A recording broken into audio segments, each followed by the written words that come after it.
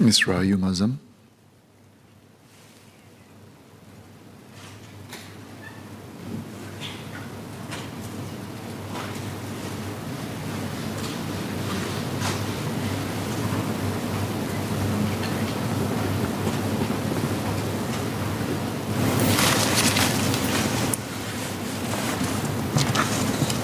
Mr. Speaker, the budget announcements mean different things to different people.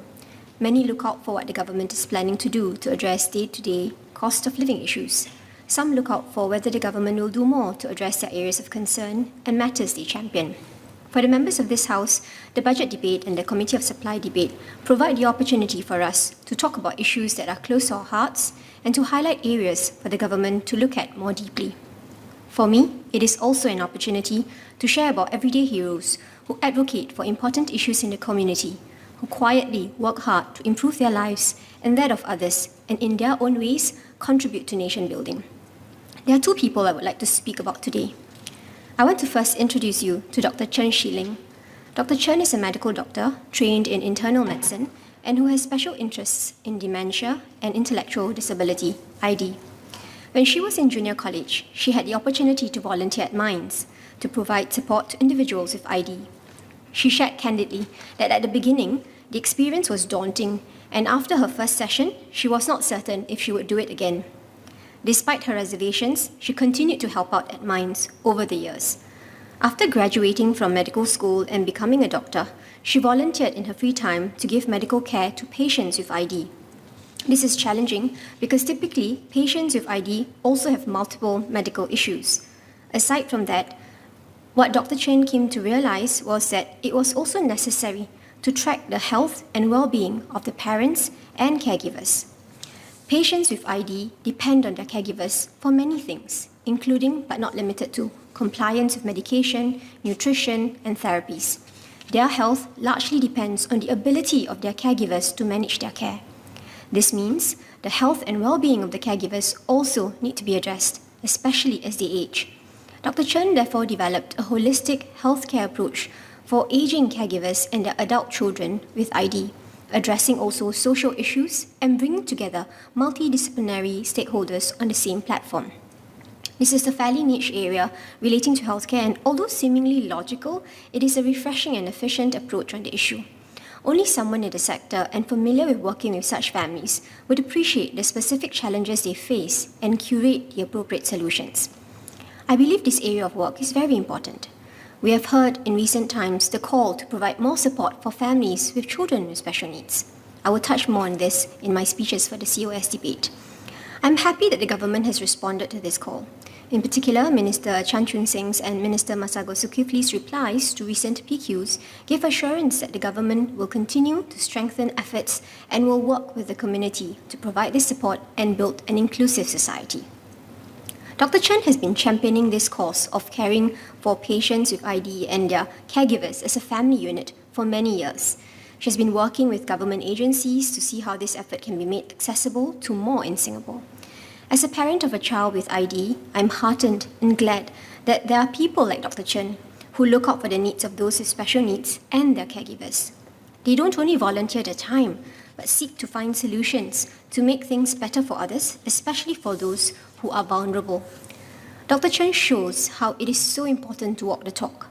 She does not just give comments and expect the government to come up with the solutions, but she has come up with substantive and constructive plans, tirelessly working with partners and taking effort to implement the ideas.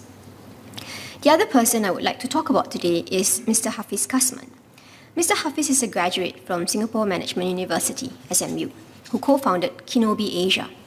Mr. Hafiz was a consultant, and Kinobi initially started as a movement during COVID-19 to help prepare students for the working world. Mr. Hafiz and his friends turned partners started conducting webinars on career role models and tips on how to get into different industries. They saw great success for a few months in a row. There would be an average of about 200 to 300 participants at each of these webinars, which they initially held for young people in Singapore, but subsequently also organized for youth in the region. Mr. Hafiz realized from there that there's a big underserved market of students preparing for jobs. I believe this is also an area that the government is keenly aware of. In the past year, career uncertainty has remained a top concern among 2 in 5 job-seeking youth, based on NYC's Youth Sentiment Polls, February to December 2021. The pandemic has reshaped the economy, made some sectors less desirable, but also created new opportunities.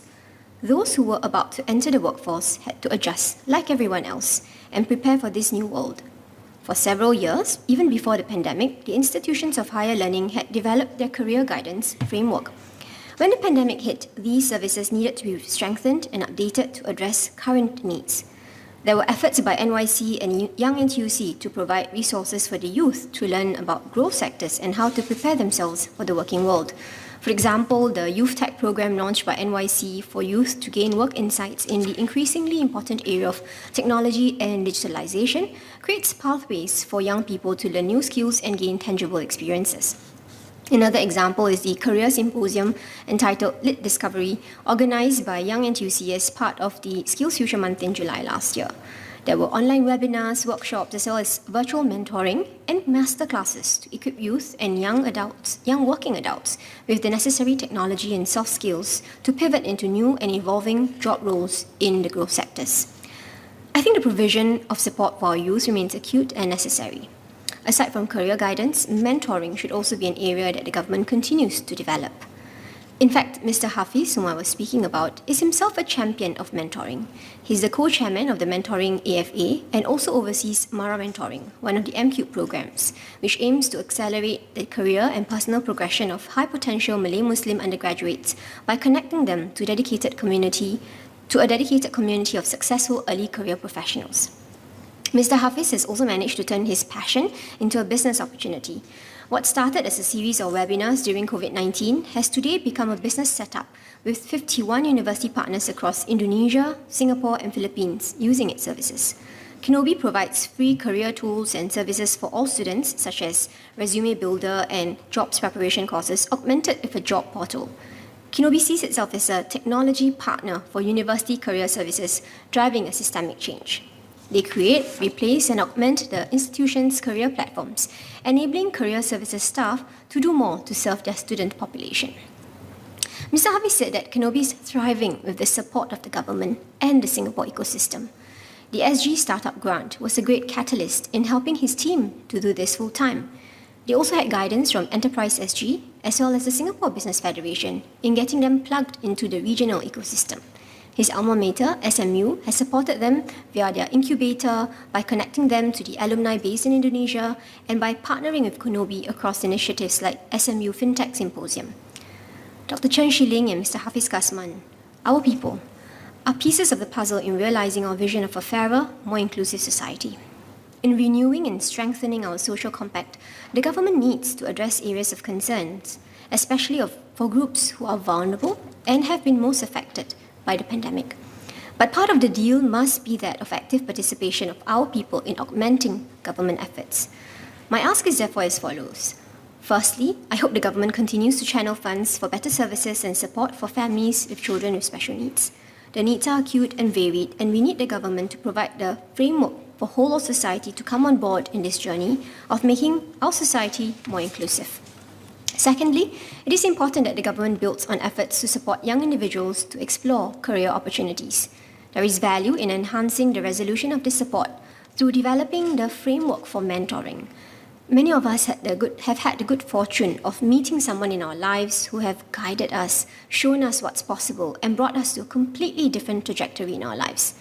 Not everyone or every young person is as fortunate. We should build an ecosystem of support, a culture of mentoring, so that every young person, regardless of his or her background, have the chance to be guided, to find and seize all the opportunities that come their way. Thirdly, aside from the government efforts, Singaporeans also need to play their part. Many members of this House have spoken about this too. This should not just be a platitude. The government needs to be responsible for providing the fiscal framework for the economy to thrive and provide the infrastructure for many dimensions of support for different demographics in the community. However, there are many opportunities for all of us to fill in the gaps and propel our community forward. Mr. Speaker in Malay, dalam usaha kita memperbaharui dan memperkukuh kontrak sosial antara pemerintah dan masyarakat, Pemerintah bertanggungjawab untuk menangani isu-isu yang dihadapi oleh golongan yang memerlukan dan yang paling teruk terjejas di pandemik. Namun, kita semua juga memainkan peranan untuk melibatkan diri secara aktif dalam segala usaha yang dijalankan untuk membangunkan masyarakat. Harapan saya adalah, pertama, pemerintah terus menyalurkan dana untuk meningkatkan sokongan buat keluarga yang punya anak-anak yang berbeza keupayaan atau special needs. Keperluan mereka pelbagai dan kita perlukan pemerintah menyediakan landasan untuk seluruh masyarakat sama-sama berganding bahu dalam usaha mewujudkan Singapura yang lebih inklusif. Kedua, pemerintah perlu terus menyediakan peluang untuk anak-anak muda kita meneroka peluang pekerjaan yang ada. Amat baik sekiranya usaha terus dicurahkan untuk membentuk ekosistem mentoring agar setiap anak muda itu mendapat sokongan yang mereka perlukan untuk berjaya. Ketiga, setiap rakyat Singapura perlu mengambil bahagian dalam usaha membangunkan negara. Pemerintah perlu fikirkan cara untuk terus memajukan ekonomi kita dan menyediakan sokongan untuk pelbagai golongan dalam masyarakat. Namun, ada banyak yang boleh kita semua lakukan untuk menaiktarafkan masyarakat kita. Kita semua perlu memainkan peranan. Mr. Speaker, to me, the budget goes beyond just fiscal considerations but reflects our priorities and shapes what we become as a nation. A budget channels funds, create opportunities and empowers individuals. However, it is not the be-all and end-all and should not be so. The budget supports various areas of concern and initiatives that impact Singaporeans, but it is not omnipotent. We need more Dr. Cherns and Mr. Hafiz, Singaporeans with the heart and grit to do their bit for the community and seize opportunities with the support from the government.